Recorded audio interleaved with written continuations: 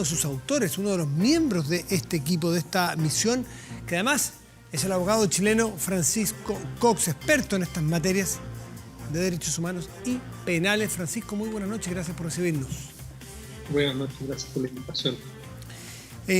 ¿Podemos, Francisco, retrotraernos a cuando la alta comisionada de derechos humanos, Michelle Bachelet, la alta comisionada de las Naciones Unidas, viaja, se interioriza ahí en terreno de lo que pasa? ¿Cuánto de eso tiene que ver con lo que hacen ustedes después que no pudieron entrar a Venezuela porque no les respondieron las peticiones de visita?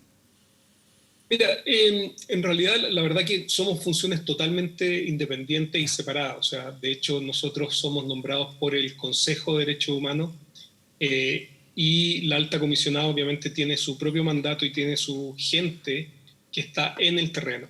Nosotros somos, como les dije, designados por el Consejo de Derechos Humanos de Naciones Unidas y finalmente el nombre de las tres personas es designada por el presidente de este consejo. Ya, entonces, buen punto. Es yo distinto, no veo una relación entre una ya y otra. No conozco ¿cómo se llama? El backstage de cómo llegan a nuestros nombres, cómo se hace el proceso de negociación del mandato. O sea, toda esa parte nosotros no existíamos, de hecho, como identidad, sino que simplemente nos nombran en enero, si no estoy mal, de este año, que es cuando nos reunimos en Ginebra los tres, y ¿cómo se llama? Nos reunimos con nuestro coordinador y después empieza el proceso de selección del equipo técnico que apoyó Perfecto. En toda la investigación desde Panamá. Francisco Cox, habrá pesado, me imagino, habrá influido en el nombramiento tuyo, de los otros dos no sé, el que tú tienes una vastísima experiencia en estas materias. Has estado en Uganda, has estado en México en la matanza de estos estudiantes, es decir, has estado en muchas partes del mundo investigando crímenes, violaciones a los derechos humanos. Esto es parte de tu expertise. Por eso te habrá... Pues yo pensé que tenía relación directamente, te reconozco, con el alto comisionado, por ser Naciones Unidas el techo de estas dos instituciones, pero veo que no. No, nosotros somos independientes. Si bien la alta comisionada, la oficina de la alta comisionada selecciona a las personas, se estableció una división muy clara entre nuestra misión y la de ella. De hecho, nosotros no pudimos, por ejemplo, tener ningún tipo de contacto con la información que tenía la alta comisionada. No fue compartida con nosotros justamente para mantener las dos instituciones separadas. Para no tener influencia de una sobre la otra, no ir con ideas preconcebidas. Sin embargo, Francisco Cox, no llegan a conclusiones tan distintas, ¿no? Por lo que uno ve desde el público, desde fuera. Bueno, como te digo, nosotros obviamente creo que lo que hemos hecho es recopilar información. Hemos tomado declaraciones de testigos, hemos tomado declaraciones de víctimas, hemos tomado declaraciones de lo que se llama insiders, o sea, personas que trabajan dentro de las instituciones y que están dispuestos a entregar información, y conversamos con personas que pertenecían a las fuerzas de seguridad y de inteligencia que desertaron. Es decir, tuvimos un panorama bastante completo de lo que es esa situación. Yo me imagino que también los oficiales y las oficiales que están en terreno tienen contacto y tienen acceso a la información, y por eso la respuesta del canciller creo que no es justa en términos de que cuando uno tiene la información, la conclusión es básicamente lo que se deriva de la propia evidencia que hemos recopilado. Pero en todo caso, no son ustedes los únicos informes que va a buscar información respecto de la situación de derechos humanos que se encuentran con el lamentable resultado de que efectivamente se violan los derechos humanos en ese régimen. Claro, o sea, efectivamente hay informes anteriores, hay informes de Human Rights Watch, hay informes de Amnistía Internacional que han dado cuenta de esta situación. Aquí lo que nosotros hemos hecho es quizás aplicar una visión un poco distinta a lo que ha sido lo habitual, y básicamente marcado por la experiencia que tenemos los tres que participamos. Marta Baliña, que es nuestra presidenta, ella perteneció al grupo de examen preliminar de la Corte Penal Internacional. Paul Sills dirigió hace mucho tiempo ese ese mismo departamento dentro de la Fiscalía de la Corte Penal Internacional. Entonces nosotros quisimos darle un enfoque orientado, porque también el mandato decía que teníamos que buscar la responsabilidad y darle justicia a las víctimas. Entonces, nuestra aproximación fue desde el punto de vista del derecho penal internacional mezclado con derecho internacional de los derechos humanos. Entonces, quizás eso puede ser un poco lo novedoso y lo que ha llamado la atención, porque como teníamos esta visión y este expertise, por decirlo de una forma, lo que hicimos fue tratar de reconstruir, y creo que lo logramos en gran medida, cuáles eran los modus operandi, cuáles eran los patrones de conducta, cómo se establecía esta cadena de mando, cómo era el traspaso de información, cómo fluía este traspaso de información, y por lo tanto la conclusión nuestra es bastante inevitable. O sea, nosotros entendemos que hay un contexto altamente político, que nosotros de ninguna forma participamos ni nos pronunciamos. De hecho, tenemos, por ejemplo, dentro de nuestras conclusiones, decimos abiertamente que el Estado tiene el deber y el derecho de resguardar el orden público, que tiene el derecho y el deber de sancionar penalmente a aquellas personas que intenten hacer golpes de Estado, pero que todo eso se tiene que hacer con respeto a los derechos humanos, que las detenciones se tienen que hacer con respeto a los derechos humanos, y que incluso cuando decimos que no tenemos antecedentes suficientes, no tenemos información suficiente para saber si es que las detenciones que se producen en el contexto de protesta son detenciones legales o ilegales, pero que sin duda existen un mecanismo de autorización para las protestas que hace casi imposible protestar legítimamente y legalmente dentro de distintas zonas de Caracas donde se han declarado zonas de seguridad. Es decir, yo creo que cualquier persona que lea las 411 páginas del informe se dará cuenta que es un informe balanceado y que lo que se concluye es con base a la información y a la evidencia que nosotros recolectamos, que no hay un sesgo político, que no hay un sesgo de parcialidad por uno u otro sector, sino que simplemente son las conclusiones. Perfecto. ¿Alguna pregunta surge? Me pareció escucharte, Francisco, que dijiste que una de las búsquedas, uno de los propósitos de ustedes es la búsqueda de justicia para estas personas. Y no sé si escuché bien, pero ¿qué fuero tienen ustedes para intentar la búsqueda de justicia para las víctimas de violaciones de derechos humanos? ¿Los van a defender, por ejemplo, ustedes o gente de su comisión ante tribunales internacionales? ¿Qué puede ser? ¿Cuál puede ser el resultado del informe? ¿A dónde puede llevarnos? No, me imagino que no queda en 2 tomos en una biblioteca esto. ¿Qué se hace con este informe? A ver, a lo que yo me refiero es, en el fondo, lo que dice la resolución, que la tengo en inglés, es que en el fondo por eso la traducción más posible es que se haga rendición de cuentas, que haya justicia para las víctimas. Eso es lo que dice, o sea, buscar mecanismos de eso. Por eso nuestras recomendaciones van en ese sentido también.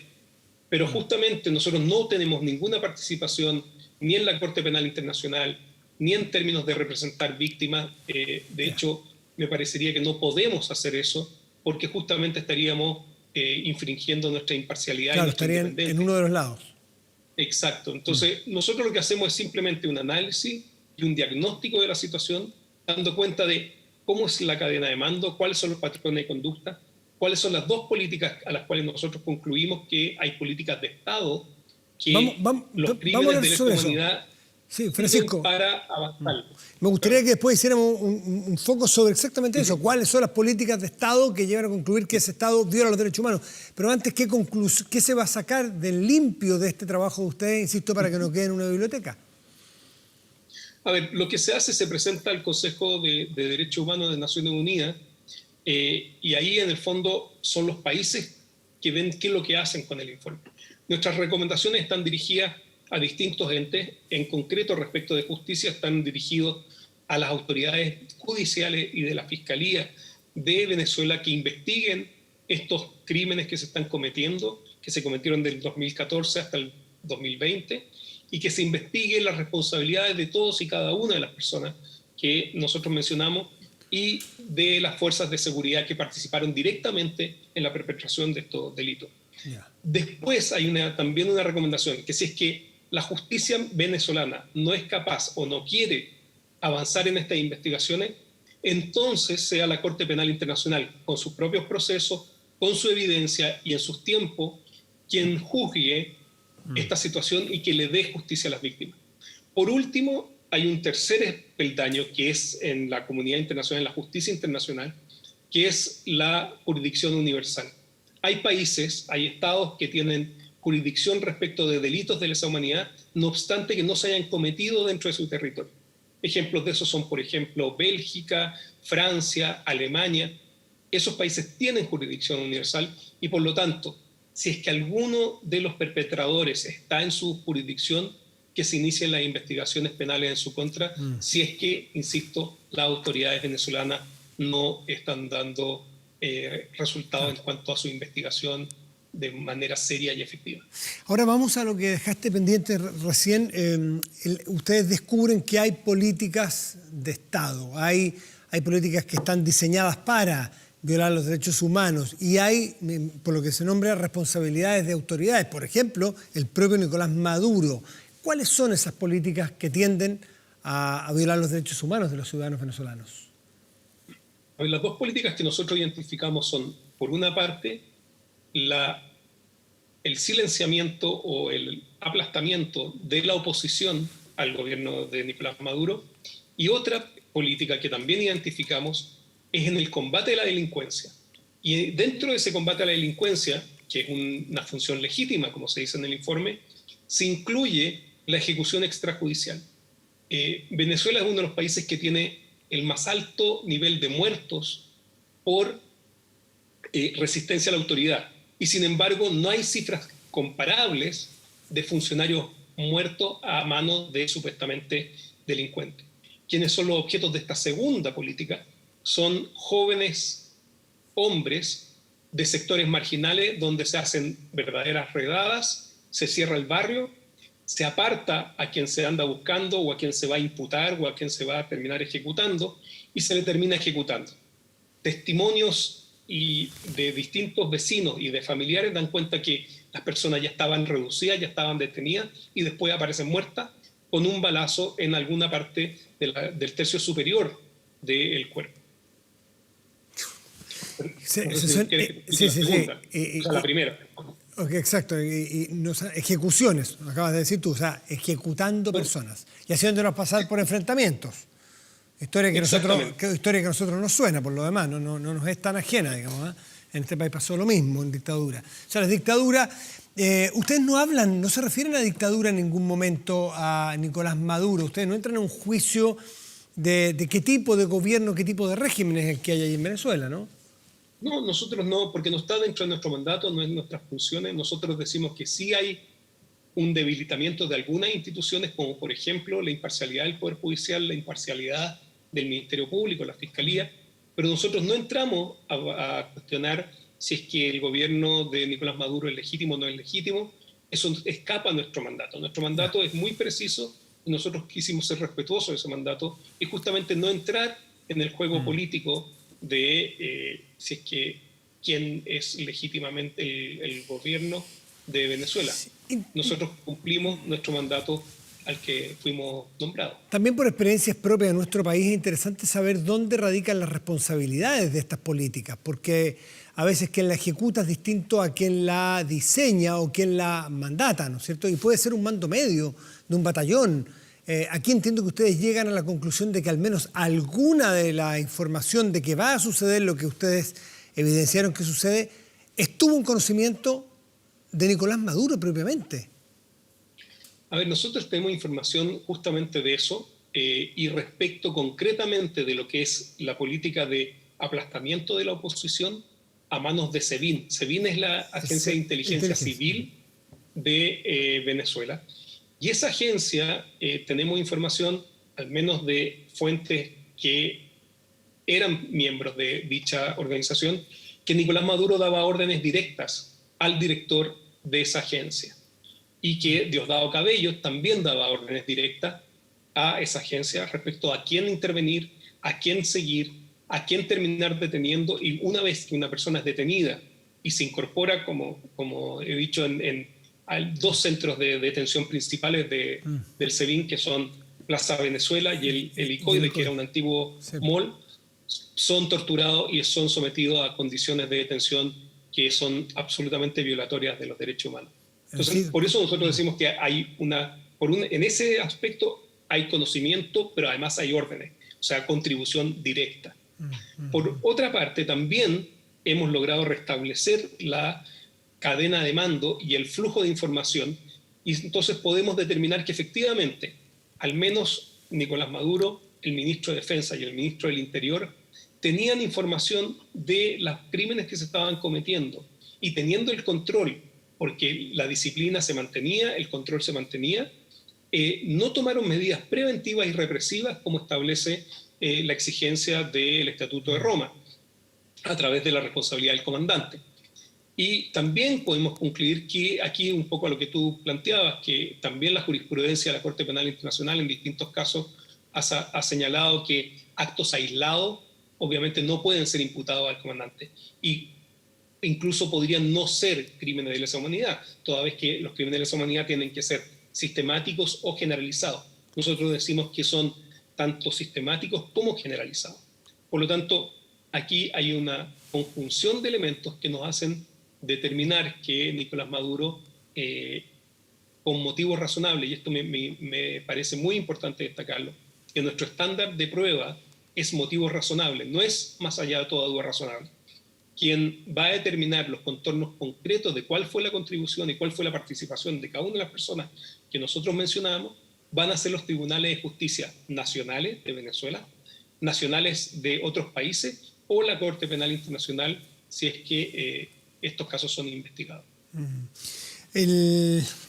Lo que queda saber, ya vimos una primera reacción que naturalmente invalida todo lo que ustedes dicen, los acusan de las cosas que uno espera que las dictaduras acusen a los informes de derechos humanos, pero ¿lo relacionan de alguna manera con la actitud del régimen de Maduro de los últimos días de liberar a un montón de líderes políticos de oposición, búsqueda de acercamiento con parte de la oposición de cara a las elecciones que vienen?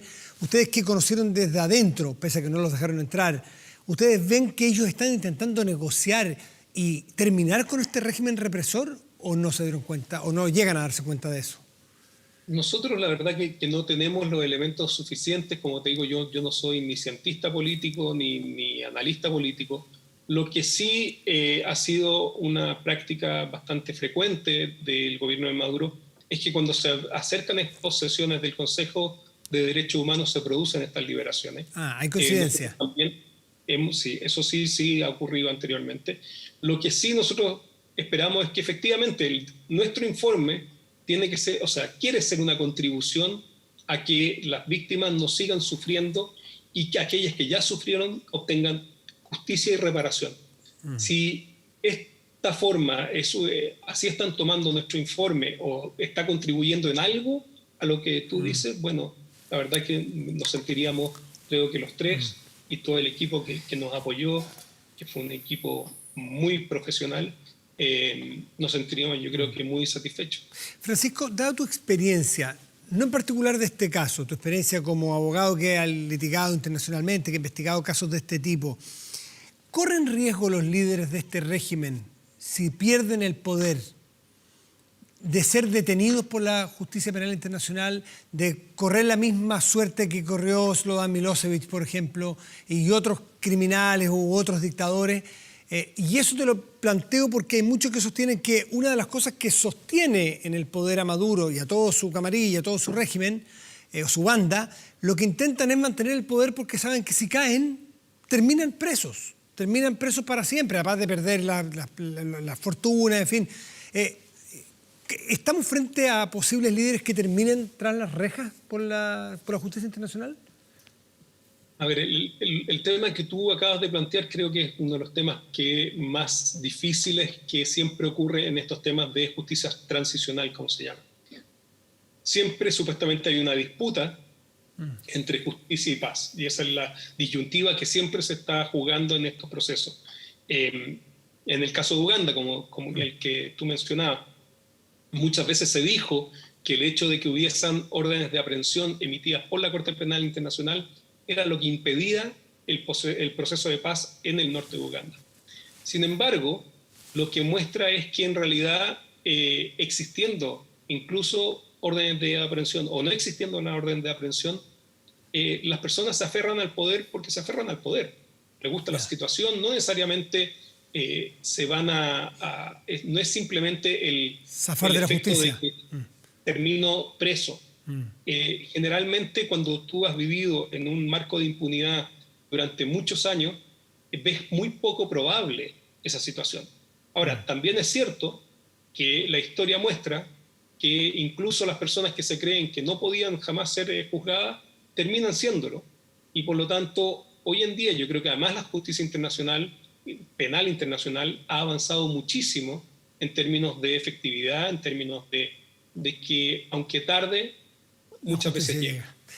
Francisco Cox, miembro de esta misión investigadora de las Naciones Unidas sobre Venezuela, muchísimas gracias por esta conversación y bueno, felicitaciones por el trabajo que hace bajo un chileno como tú, que no son muchos los chilenos que participan de estas organizaciones internacionales, dado el expertise que tiene para dar verdad y seguir casos de derechos humanos que son una pesadilla en el mundo y que parece que no tiene que ver con la modernidad, se siguen repitiendo y parece que va a haber siempre regímenes que tienen estas prácticas. Francisco, buenas noches y muchas gracias. Muchas gracias a ustedes. Chao, que estés bien. Gracias.